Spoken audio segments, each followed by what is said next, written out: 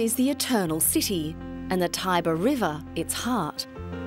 With the city's many architectural features, such as the Vatican and the Sistine Chapel, its central waterway, the Tiber River, has tended to drift into the background. But the river has been close to the hearts of Romans for as long as the city has been occupied, and now, with the tourist numbers ever growing, the river is coming back to something resembling centre stage. The Tiber winds right through the heart of the city, but has for years been more of an environmental problem than a tourist hotspot.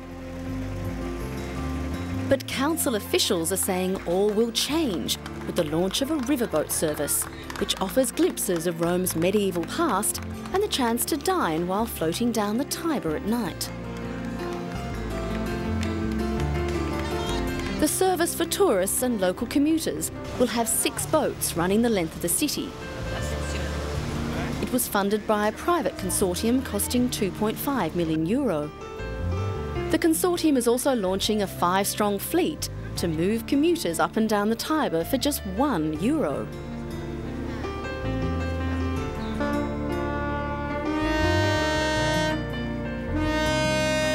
To get the project off the ground, officials hauled 38 tonnes of tree branches and garbage out of the Tiber, scrubbed kilometres of graffiti off the riverbed walls, and pulled down tent villages in the northern and southern extremes.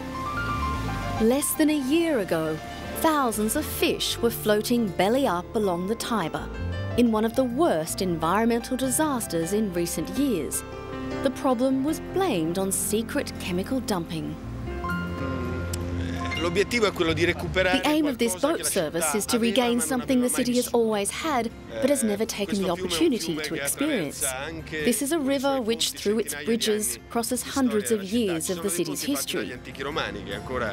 There are bridges built by the ancient Romans that are still in perfect use.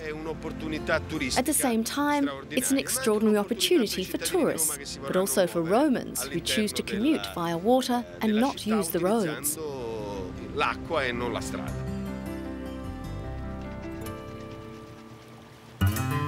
Now, for €10, tourists can drift past Castel Sant'Angelo, the Roman mausoleum converted into a papal fortress during the Middle Ages. Gaze on dozens of medieval palazzi lining the river, and sail by the oldest bridge in the city, built in 142 BC. I've been coming to Rome for 10 years, and I have always thought, why isn't there a pleasure boat in Rome? It's a superb idea. It is very moving to see the Castel Sant'Angelo like I have never seen before. And the Ponte Sisto Bridge with the grassy banks around it. The banks are wilder than in Paris and much closer to nature.